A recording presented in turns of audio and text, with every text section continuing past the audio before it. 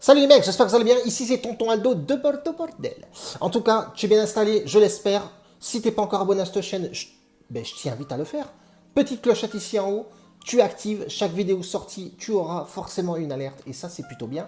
Et si tu aimes le contenu de la vidéo, le format, l'ambiance, la fréquence, le délire, eh bien tu mets un petit pouce. Mais si tu n'aimes pas, tu sais ce qu'il te reste à faire. Je ne vais pas te forcer non plus à te mettre un pouce. Si on pouvait battre les pouces d'hier avec les pouces d'aujourd'hui, ça serait plutôt pas mal.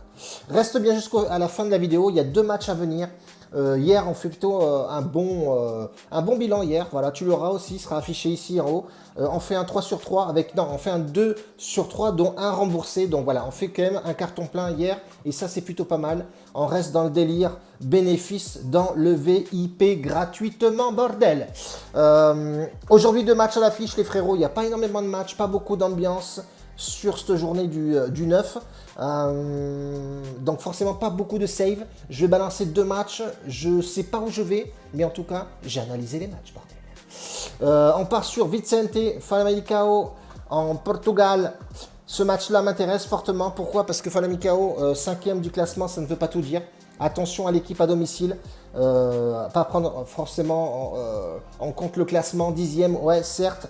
Mais cette équipe-là, faut pas trop les enterrer. Voilà, faut pas trop les enterrer. Même si la dernière confrontation, Famalicão s'est imposé 3 fois déjà contre cette équipe-là. Et que a battu effectivement le FC Porto qui était pas trop en forme, reprise avec, on va répéter encore une fois, à huis clos, etc. D'accord, ça n'excuse pas non plus tout, les gars.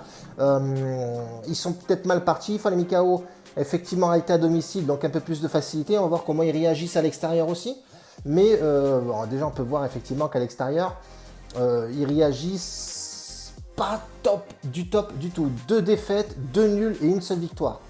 Mais moi, ce match-là, en fait, ce qui m'intéresse sur ce match, ça va partir sur le deuxième mi-temps la plus prolifique.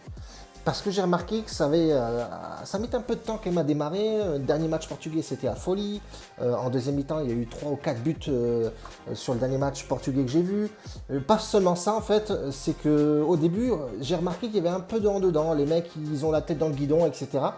Et aussi les statistiques, bien entendu, que j'ai regardé forcément sur les deuxièmes mi-temps, qui me paraissent plutôt pas mal. Donc on va tenter le délire. La cote est assez ouf. Elle est à 1,95 si je ne m'abuse. Je vais re-regarder juste vite fait si je raconte pas des conneries. Ça arrive, hein, après, bon voilà, personne n'est parfait les frérots. Hein. Mi-temps la plus prolifique, 1,91 la cote, elle descend, elle monte. Je sais pas ce qui se passe avec les mecs, ils sont bourrés derrière leur ordi. Bref, en tout cas, match portugais, la deuxième mi-temps la plus prolifique, cote 1,91. J'ai mis les pronos déjà en VIP, parce que je me suis fait harceler par des mecs.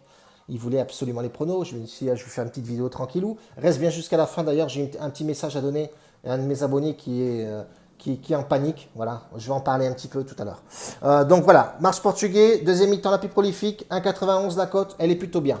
Deuxième match, ça va être en Autriche, les frérots. On part sur Austria. Austria, je connais pas du tout hein, ces équipes. Moi. Austria de Vienne contre Altach. Alors, ce match-là m'intéresse un petit peu, même si j'ai jamais regardé ces matchs de ces équipes. Ce que j'ai pu constater moi sur ce match-là, le classement est ouf. Voilà, on a 2 équipes qui sont plutôt en forme. Sur les 5 derniers matchs, Altach en a perdu 1, a fait 3 matchs nuls. Il y a beaucoup de matchs nuls sur ce match, c'est énorme. Mais ça score quand même plutôt pas mal. Donc moi sur ce match-là, sans partir sur les grandes lignes, les discours, les débats, etc., je pars sur les 2 équipes marques. Ça va être vraiment un prono à prendre. 2 pronos à prendre en fun aujourd'hui. 1,50 la cote, elle me paraît pas mal. La cote est en train de baisser. Voilà, ça baisse tout doucement. Elle était à 53, 1,50 aujourd'hui. Bon, voilà, on va voir ce que ça va donner. Les 2 équipes marques, Austria, Altach. Voilà, on part sur ça aujourd'hui. 2 pronostics, les frérots. Moi, ça me semble plutôt pas mal. On va tester le délire. Voilà, je dis pas que c'est du save à 100%.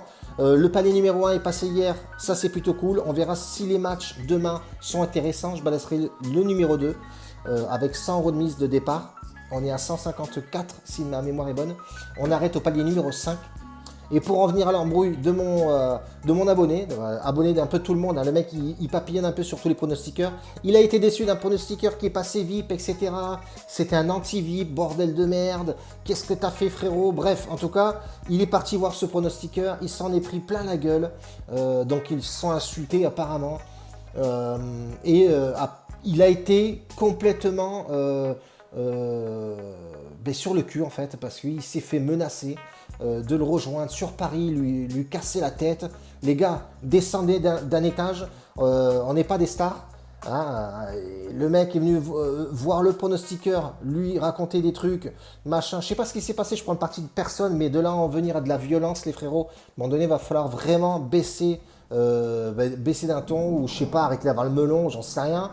Les mecs font des VIP, laisse-le faire son VIP, l'autre il fait machin, laisse-le faire machin. Enfin, chacun est bon chez soi.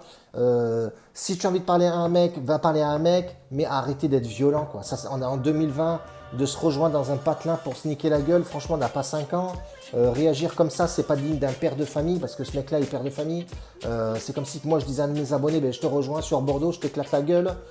Bon bref, j'ai pas trop voulu épiloguer là-dessus. Le mec, je l'ai pas jeté, mais voilà, ça sert à rien de se prendre la tête. Pourquoi il est parti insulter la personne? À un moment donné, il faut aussi arrêter les gamineries. Bon bref, voilà, j'ai voulu en parler un petit peu. Et puis, mollo les gars, hein, on n'est pas, voilà, on n'est pas des stars. Et je rappelle aussi que les minots, 17, 18, jouez pas de la caillasse comme ça les frérots. Déjà que ça rentre pas beaucoup, c'est difficile de gagner de l'oseille. Et de le balancer les paris sportifs avec des combinés à 14 matchs, j'en ai encore reçu un ce matin. J'avais la gueule dans le fion. Le mec, il m'a envoyé une liste de matchs. J'avais envie de gerber. J'avais les nausées. Rien qu'en regardant la liste de matchs. Donc, les mecs, ce genre de combiné à la con passe une fois dans l'année et encore. Bref, en tout cas, je vous laisse là-dessus. Méditez tous là-dessus. Attenzione. On bise à tous mes gars. Bise à tout le VIP aussi. Gratuit. Les mecs sont là en force. Ça monte. On atteint les 200 et quelques. Ça grimpe. Tant mieux. Et c'est tout bénéfique. Ciao.